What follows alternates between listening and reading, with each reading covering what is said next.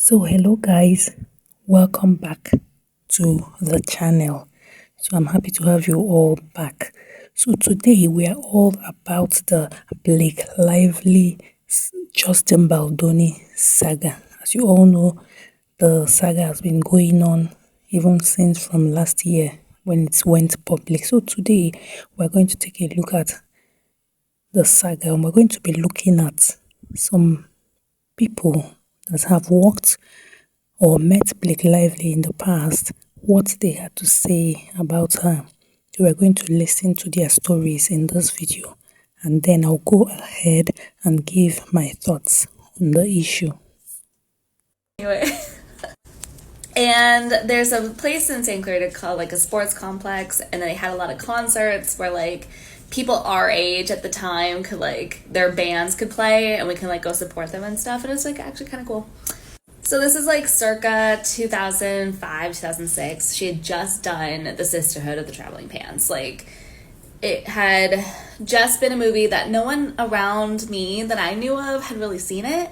I don't, not to be like, no one saw it, but like, no one really saw it. Sorry.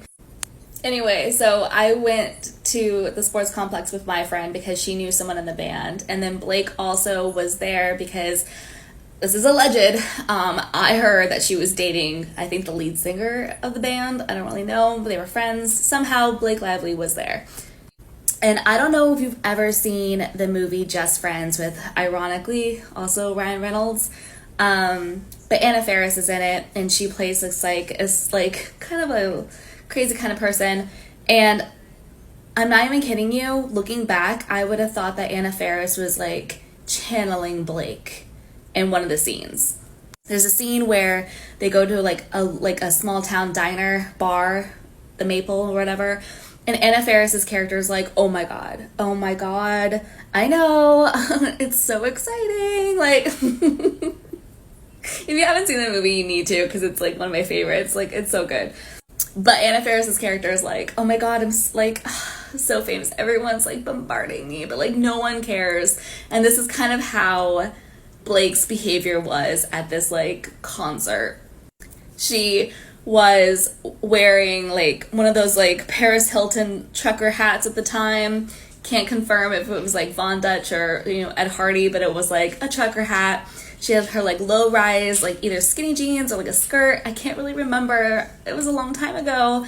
But she also had like a little dog with her that was like part of the accessory, if you know what I mean. Because it was like, we saw Paris Hilton do it. So like, it was cool. It was like a cool thing to have as like an accessory was your dog. So the whole time during the show, she just kind of like lurked to the side and was like, the whole time, like, oh, so embarrassing. Everyone knows who I am. Like, no autographs. No one was behaving that way. No one really cared. Like, we were all there really, like, like, a lot of us were, like, young girls, and we were watching the band play. Like, we were more into that than we were into some chick that was just in a movie. Like, it didn't faze any of us because a lot of our peers had been in movies and TV shows and stuff. Like, it wasn't like, oh my god, like, oh, my dog's me. Sorry, she just had something in her throat. She had to clear it. So then after the show, we went, my friend and I, and also Blake and the band, go to In-N-Out because we're young. There's not a lot of other places to like go hang out, but there's like this one specific In-N-Out that like people always kind of end up at, you know, as like a hangout spot.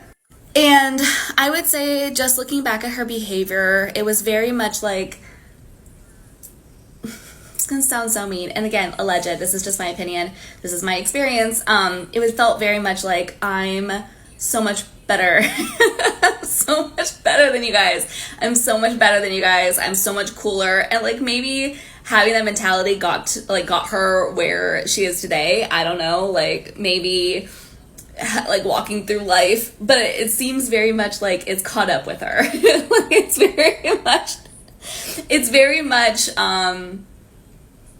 where it wasn't like she wasn't like a genuine person. Let's just say that. I don't feel like I had a good experience with her because it's lived with me this long. So I know it's not like the most amazing story. It's not like a huge interaction. I did hang out with her for a little bit, and I think I got to pick up on some social cues.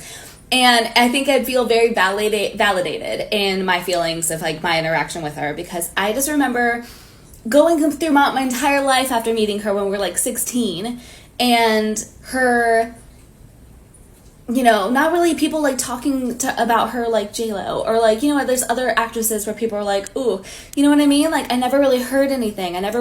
No one had done the deep dive interviews. No one has done any of these things where it's like, okay, maybe she's not, you know what I mean? I don't know. I just feel very validated that my interaction with her, I don't feel like it was very one-off. And I feel like she has not only grown out of that, but she's built it more into her personality. Like that, I don't know how else to explain it, but I don't think she ever learned.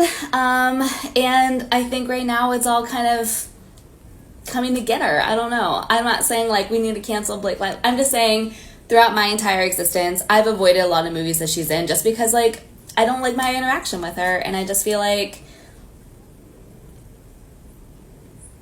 maybe it was a long time coming. I don't know. I don't know. But anyway, that's my story. Okay. With all of this Blake Lively drama going on, I thought, okay, might as well hop on here. I'm Blake's age, I believe, and about 15 years ago, I worked on the Gossip Girl set as a production assistant for a couple episodes. It was so cool. I was, you know, still in college, working on the Gossip Girl set during my summer. Don't ask me how I got this. I mean, honestly, luck followed me around at that age. I was studying film, and I had friends in the industry, and they invited me to work on the Gossip Girl set. And I have to say, it was quite the experience. It was like when the show was trending, everyone loved it. I was going to college in New York City. The cast is all over where I was living in New York City. It was just insane. I like ran into so many of them on other multiple occasions. But when I did, I only met Blake once actually. So for the scene that I was working on, it was basically on a beach. I want to say somewhere in Queens. And I was stationed. They stationed me. I think it was a joke that they stationed me in front of like this barricade of paparazzi on the beach. When I look back at it now, I'm like, why would, and even at the time I was like, why would they put a 5'2" girl in front of all these paparazzi? Like I'm supposed to do something. Actually, I found an image of the scene that they were filming on the beach when I was there. It was this one, and it was like an all-day kind of shoot. So Penn was there. He seemed very nice. He wasn't doing much, but when she came down, I was just so excited to meet her because she was a star of the show.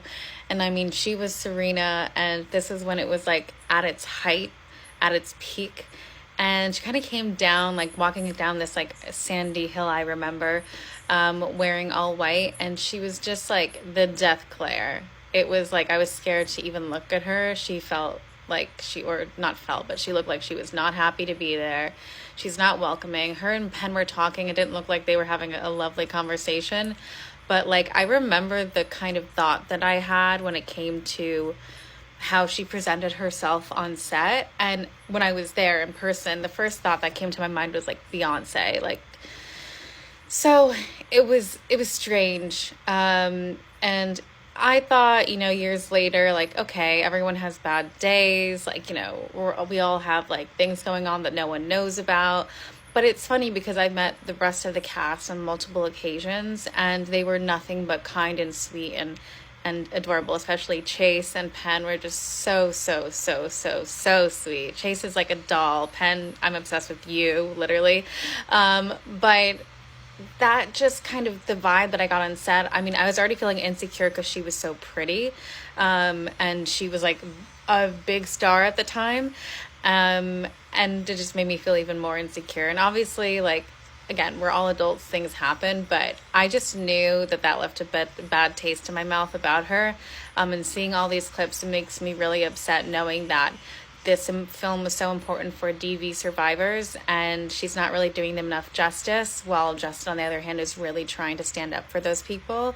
And I think that this film is such an important film to be speaking out about this thing. And yeah, I'm really disappointed on how she's handling everything. Not that I've ever been through that in my life, but I know people who have, and and you just want someone to really help. And it seems like she's out of touch. And then she felt like that when she was, there 15 years ago on the Gossip Girl set. And yeah, I don't know. I can do more like stories about the times I, met Chase Crawford and Penn Badgley. That was really cool. And then the Olsen twins I also interned for. And just Rihanna. So many. I was like, I don't know what happened in my 20s, my early 20s, but I was meeting everyone and anyone. And now I'm here like, what is my life? Such a wonderful, giving actor. She was so clear to me about how this is just as much my role as it is hers, which as a young actor, like entering in and having someone like her be so supportive of that, I mean, I couldn't have asked for better. Colleen Hoover gave us such a great book to start with that it almost kind of served as a second script for both of us. All of the diary entries, I mean, it just adds so much to a character to be able to have that first person narrative already. Me and Blake were already just on like such a similar page. It was shocked that it was just so seamless with, we had such a similar idea of who Lily was, and pretty unbelievable. I mean, how does someone remain so unchanged or so unimproved all through her life?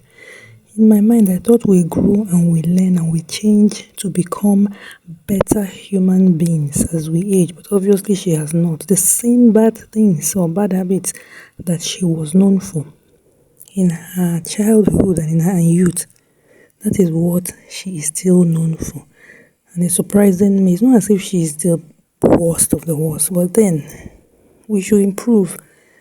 And then if she had a chance to correct this thing when she was less well known, it would have been easier now. She is now being called out for it right before the eyes of the whole world, which is very, very unpalatable.